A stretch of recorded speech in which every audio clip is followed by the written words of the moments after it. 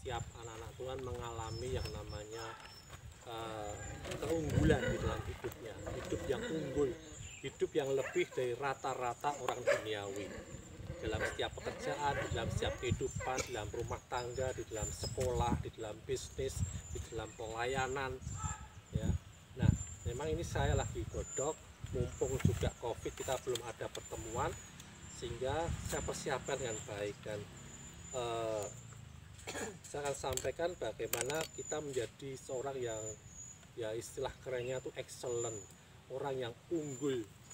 Kalau ditanya apakah kekristenan itu di Indonesia ini mayoritas atau minoritas, kita ditanya di Indonesia ini kekristenan ini mayoritas atau minoritas? Minoritas ya, saat Minoritas. ini ya. Ya. Kebanyakan kita kan ngomong kita ini minoritas, ya. Padahal sebenarnya kita ini mayoritas di Indonesia. Dari mana kita berani ngomong bahwa kita mayoritas? Siapa yang percaya Tuhan kita Tuhan yang besar? Amin. Amin. Sebenarnya kita di sini tuh di Indonesia mayoritas. Ya. Nah, kenapa? Karena kita walaupun jumlahnya lebih sedikit, tapi kita punya kekuatan yang besar. Yang jadi masalah selama ini kita taunya kita minoritas. Dan itu pun juga terjadi dalam kehidupan masing-masing orang-orang Kristen. Ya. Nah, di sini lebih gampangnya saya akan pakai istilah yang namanya promosi. Bagaimana kepengennya hidup kita ini hari demi hari mengalami promosi, mengalami perbaikan, mengalami pengangkatan. Ya. Kalau orang dunia berkata bahwa kita nanti manusia itu sebentar di atas, sebentar di bawah. Sebentar di atas, sebentar di bawah, seperti roda. Tetapi kekristenan tidak mengenal itu semua. Amin. Kekristenan itu harusnya meningkat terus. Meningkat terus. Makin lama makin tingkat. Meningkat makin tinggi, makin tinggi. Ya. Nah, kita sebut itu sebagai promosi. Siapa sih yang gak kepengen dipromosikan hidupnya? Ya, di dalam pekerjaan, di dalam pelayanan, di dalam bisnis. Sekarang ini bisnisku levelnya level 1 misalkan, kayak pedes saja ya level 1, level 2, nanti kepengen meningkat lagi level 3, penghasilannya juga, itu juga namanya promosi, ya, promosi dalam setiap kehidupan kita. Tetapi kenyataannya gimana? Kenyataannya promosi itu rasanya sulit atau mudah? Sebagian besar kita ngalami, ya, oh, promosi kok susah sekali ya. Di karyawan, di pekerjaan ya gini-gini aja, harus sekian tahun baru naik lagi jabatannya. Ya. Sebenarnya ketika kita bisnis juga kok bisnisnya kok seperti ini aja, kok malah rasanya kok malah makin lama makin berat. Ya. Nah, sebagian orang mengira promosi itu hanya untuk orang-orang tertentu. Ya kan? Kalau kita melihat, oh pantes dia kan memang dapat warisan banyak sehingga dia hidupnya langsung cepat mengalami promosi. Kadang-kadang kita juga merasa kita ini punya pendidikan yang cukup, lulusan SMP, SMA, atau ada orang juga, wah aku cuma S1 kok cuma ya, padahal itu udah luar biasa sekali, ya kan? Bahkan yang lulusan SD pun kalau kita mau belajar, kita mau lihat pengalaman banyak orang-orang sukses, banyak juga yang lulusan dan sekolahnya nggak selesai, cuma lulusan SD, setara SD aja bisa menjadi orang yang sukses. Ya. Nah, kadang-kadang kita melihat orang itu begitu suksesnya, cepat naik promosinya, oh karena dia punya karisma. Ya, seperti dia, oh kalau orang lihat dia tuh orang tuh seneng, ada karismanya. Tapi saya nggak ada, gelap rasanya. Ya kan, Pak, saya ini gelap ya. Tapi kalau saya lewat tuh mesti kena angin ya mesti. Karena besar. Nah, yang terjadi seperti itu, banyak orang Kristen tuh mengalami hidupnya stuck. Oh aku nih mau melakukan ini, aku layak enggak? Ya kan? Aku mau melayani Tuhan, mau lebih lagi melayani Tuhan, kok dibilang aku tuh masih ada kesalahan, gak beres hidupnya lah. Ya. Nah, banyak hal-hal yang menahan kita untuk kita mengalami promosi, perbaikan dalam hidup kita. Ya. Tetapi kita lihat apa kata Alkitab, ya. Siapa yang percaya Alkitab di sini? Kita percaya Alkitab ya. Nah, kita buka di dalam Mazmur 75 ayat 6 sampai 7. Ini Mazmur ini orang Pekalongan nih, Mazmur. Mazmur 75 ayat 6 sampai 7. Mazmur 75 ayat 6 sampai 7. Ya, saya bacakan. Sebab bukan dari timur atau dari barat, ya kalau sini timurnya sana, baratnya sana, ya kan? Dan bukan dari padang gurun datangnya peninggian itu. Ya. Tetapi Allah adalah hakim, direndahkannya yang satu dan ditinggikannya yang lain. Nah, kalau lihat ayat ini, siapa yang bisa mempromosikan hidup kita? Tuhan ya. Promosi ini berasal dari Tuhan kalau lihat ayat ini ya. Jadi bukan suatu yang sembarangan sebenarnya promosi ini, melainkan Tuhan yang meninggikan. Amin. Amin. Ya. Nah, kalau lihat dari ayat ini, promosi itu berasal dari Tuhan. Perbaikan hidup kita ini berasal dari Tuhan. Peningkatan hidup kita ini berasal dari Tuhan. Tetapi ini ada satu hal ya yang saya katakan ya, saya juga berkata seperti ini, bahwa bukan Tuhan yang menentukan apakah kita ini dipromosikan atau tidak. Sekali lagi saya katakan bahwa Tuhan yang bukan Tuhan yang menentukan apakah kita ini dipromosikan atau tidak, hidup kita ini meningkat atau tidak, bukan Tuhan. Bertentangan nggak dengan ayat tadi? Seolah-olah bertentangan ya. Yang tadi di ayat tadi mengatakan bahwa Tuhan yang meninggikan, Tuhan yang merendahkan. Artinya kalau kita dipromosikan itu karena Tuhan. Tetapi saya katakan bukan Tuhan yang menentukan apa kita ini dipromosikan atau tidak. Ya. Jadi di sini sebenarnya tidak bertentangan, ya, saudaraku, Bapak Ibu Saudara. Bagian Tuhan ini yaitu menciptakan manusia untuk berhasil. Bagian Tuhan ya, menciptakan manusia untuk berhasil ya. Tapi Tuhan ini tidak berdaulat gitu. Tidak boleh membuat beberapa orang dipromosikan atau tidak ya. Tapi Tuhan mempunyai rencana besar bagi setiap kita. Jadi bagian Tuhan itu membuat Mas Edi ini seorang yang disiapkan untuk berhasil, diciptakan luar biasa, ya enggak? Percaya nggak Mas Edi? Ya. Tetapi bukan Tuhan terus berdaulat penuh, kamu akan aku buat berhasil, dipromosikan, meningkat terus. Itu pilihan. Ya. Kita buka di Yeremia 29 ayat 11.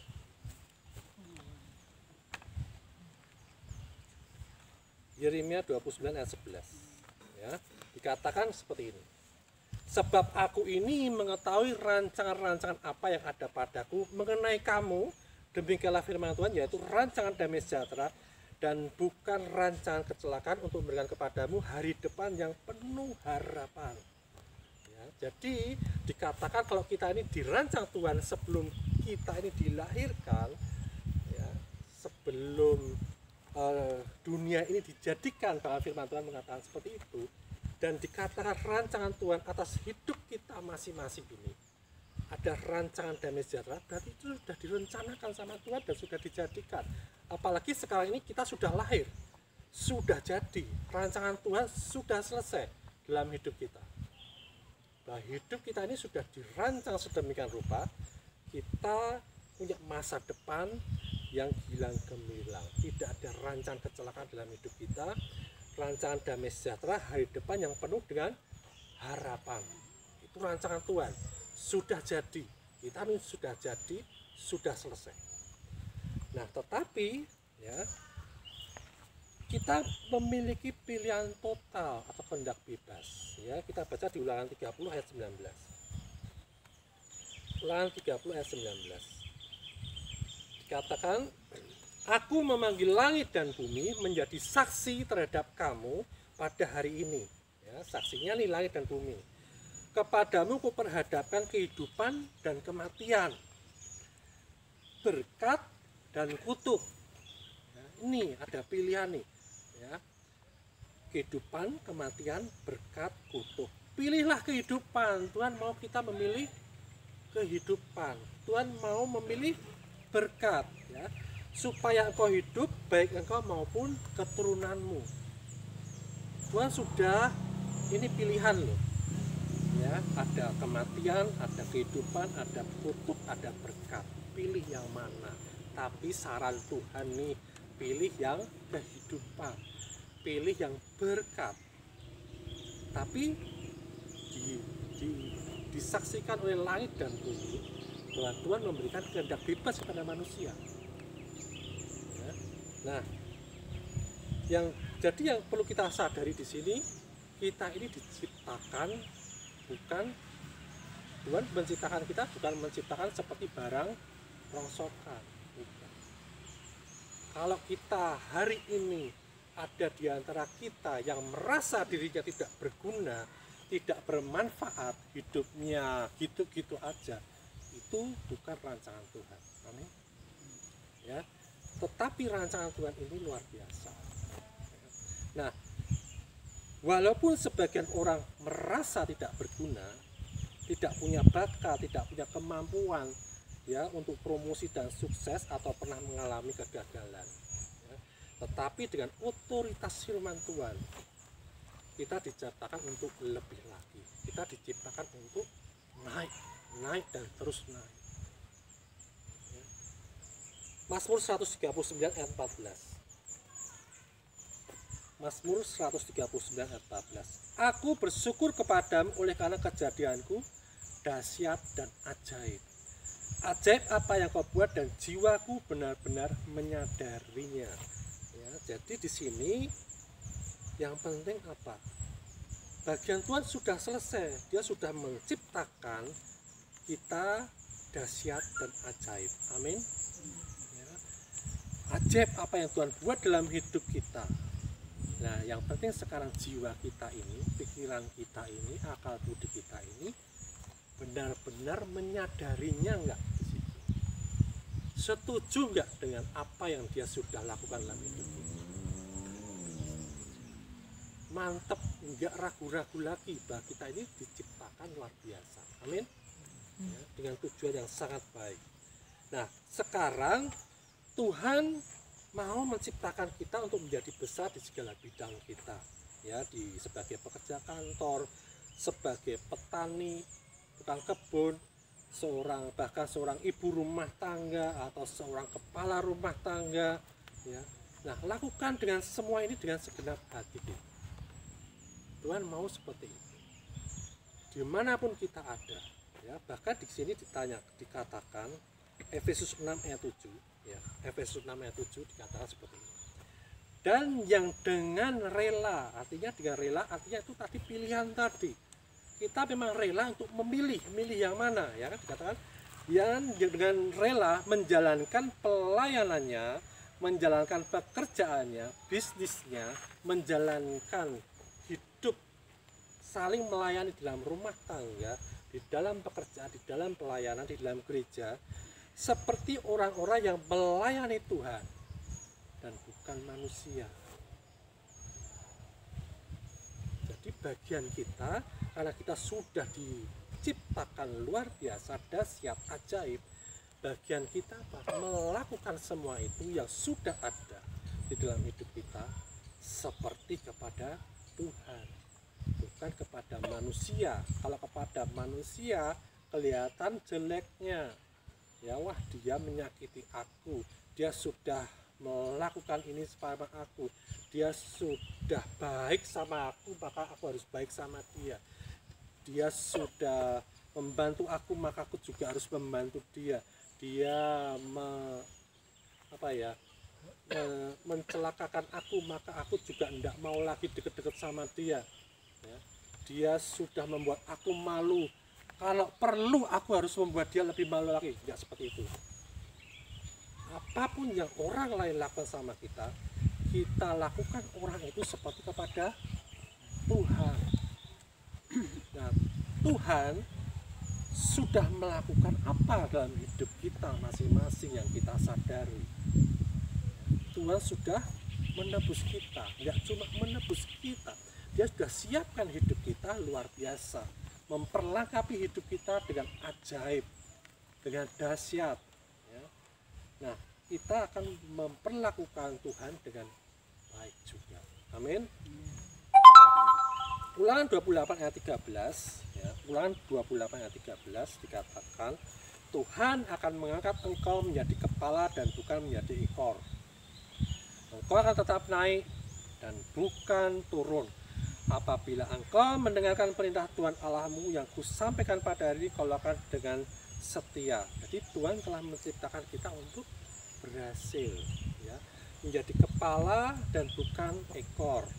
Ya, kalau ekor bagian kita dimakan ya, tapi kalau kepala ya dimakan juga. Tapi posisi kita artinya menjadi kepala. Walaupun kita di sini bekerja, posisi kita adalah kepala, pengelola. Kepala itu pengelola. Walaupun kita hanya bekerja pada orang atau kita punya bisnis yang jualan yang kecil-kecil, tapi pikiran kita adalah kita mengelola, kita menguasai, kita punya integritas, kita punya power, punya kuasa, kita punya keputusan yang baik ya. Nah, apabila engkau mendengar perintah Tuhan Allahmu yang kusampaikan pada hari, kau lakukan dengan setia. Di sini dikatakan Tuhan mengangkat engkau menjadi kepala dan bukan ekor, engkau akan tetap naik dan bukan turun. Tidak dikatakan asal engkau melakukan ini, engkau melakukan itu, engkau berusaha keras, engkau giat bekerja, ya. Walaupun itu semua baik, ya. Memang kita harus giat bekerja, memang kita harus melakukan semua dengan segenap hati. Tetapi bukan itu yang membuat kita naik menjadi kepala, ya. Tetapi yang membuat kita menjadi kepala terus naik adalah apabila engkau mendengar perintah Tuhan Allahmu. Artinya apa? Ketika kita mendengar firman Tuhan Allah, ya, kita percaya, kita setuju. Dan itu yang membuat kita naik, membuat kita pindah posisi dari ekor menjadi kepala. Jadi dari yang kalah menjadi yang menang. Firman itu yang memberikan kita kemenangan, memberikan kita kehidupan. Dari area yang kita kalah, yang kita bukan siapa-siapa. Ketika kita mendengar firman Tuhan, firman itu yang mengubah kita dulu. Baru kita hidup di dalamnya. Amin. Baru kita lakukan semua sesuai di mana kita tiga. Nah, mulai saat ini kita harus menerobos penghalang-penghalang itu semua. Ya. Terobos, kemakmuran dan promosi itu relatif bagi Tuhan memanggil setiap orang untuk melakukan apa yang tersedia bagi setiap orang percaya yang sudah lahir baru ya. Maka itu terobos pikiran-pikiran yang menghalangi itu semua. Apa sih pikiran-pikiran yang menghalangi itu semua? Mungkin kita berkata, oke, aku nggak punya uang, aku nggak bisa sukses ya, dimana kita berada. Misalkan, oh aku nggak ada di Bandung, nggak ada di Jakarta, nggak seperti orang-orang di Jakarta, Bandung itu mereka bisa kaya raya. Aku di Semarang, di kampung terpencil ya kan, lagi di kebun ini, di hutan, nggak mungkin kaya. Itu harus kita terobos. Kita harus, karena apa? Kita sudah percaya bahwa kita ini dahsyat dan ajaib diciptakan Tuhan ya. Kita harus, siapa orang tua kita ya kan. Kadang-kadang kita, oh dia kan orang tuanya kaya, oh dia orang tuanya pejabat, gampang untuk sukses. Enggak, bukan itu yang mempengaruhi promosi ya. Ras kita ya, pengalaman kegagalan ya, oh aku dulu melakukan itu gagal, berarti aku sekarang jangan melakukan itu lagi. Enggak, pengalaman bukan guru yang baik. Guru yang baik adalah firman Tuhan. Amin. Jadi kalau Tuhan mengatakan engkau berhasil, kita berhasil di area apapun, kita melakukan itu semua ya. Berkat pendidikan, oh kalau kita ini diberkati kita akan sukses, kita ini pendidikannya tinggi kita akan sukses. Enggak, terobos pikiran-pikiran yang menghalangi itu, singkirkan semua. Kita fokus tadi yang namanya mendengar firman yang dikatakan Tuhan hari ini. Amin. Bahwa kita dahsyat dan ajaib, semuanya sudah yang luar biasa sudah ditaruh dalam hidup kita. Nah, apa yang sebenarnya membuat potensi kita ini besar, Bapak Ibu Saudara? Ya, yaitu apa? di dalam Roma 8 ayat 9 ayat sampai 11 dikatakan, Roma 8 ayat 9 sampai 11. Jaminannya apa sih? Ya. Roma 8 ayat 9 sampai 11 dikatakan, tetapi kamu tidak hidup dalam daging. Ya. Jadi jangan hidup lagi dalam daging, ya, melainkan dalam roh. Jika memang roh Allah diam di dalam kamu, tetapi jika orang tidak memiliki roh Kristus, ia bukan milik Kristus. Kita ini milik Kristus atau bukan? Ya, karena kita ada roh Kristus di dalam hidup kita, maka kita ini milik Kristus. Tetapi jika Kristus ada di dalam kamu, maka tubuh memang mati karena dosa, tapi roh adalah kehidupan oleh karena kebenaran. Jadi kehidupan bukan karena kita layak, kehidupan bukan karena kita ini sudah hidup benar, kehidupan bukan karena usaha kita, ya, tetapi kehidupan karena kebenaran Kristus. Ya. Dan jika roh Dia yang telah membangkitkan Yesus dari antara mati diam di dalam kamu, maka Ia yang telah membangkitkan Kristus Yesus di antara mati akan menghidupkan juga tubuhmu, potensimu, kemampuanmu, kekuatanmu, ya, yang fana itu oleh rohnya yang diam di dalam kamu. Luar biasa nggak Bapak Ibu Saudara? Ya. Roh Tuhan inilah jaminan kita untuk kita punya potensi yang tidak terbatas sebenarnya. Dan itu dianugerahkan, dihadiahkan dalam hidup kita bukan karena kita layak, bukan karena kita sudah hidup benar, tidak pernah melakukan kesalahan apapun, bukan. Tetapi itu anugerah kasih karunia Tuhan. Oleh karena itu, karena kita sudah diberikan gratis, sudah diberikan kasih karunia yang sedemikian besar, kita melakukan segala sesuatunya untuk Tuhan. Amin. Ketika kita melakukan sesuatu dalam pekerjaan kita, di dalam rumah tangga kita melakukan semuanya untuk Tuhan. Nah, kita harus di sini mulai mencari mata rantai yang hilang sehingga kondisi kita mengubur potensi kita. Sekarang kita ngerti kita punya potensi yang sedemikian besar, kita punya kekuatan yang besar, tetapi kenapa kita tidak berhasil, atau kita belum mengalami promosi, belum mengalami keberhasilan? Berarti ada sesuatu yang mengubur potensi itu. Nah, itu harus digali. Ya. Nah, ini sebenarnya baru pendahuluan khotbah ini. Untuk kita menggali potensi. Ya, yang saya kumpulkan ini ada 18 bab. Ya, ini baru pendahuluan. Jadi nanti selesainya jam 8 atau jam 9. Enggak ya. Maksudnya supaya tiap minggu Bapak Ibu Saudara ada di sini lagi, ayo kita belajar terus tentang potensi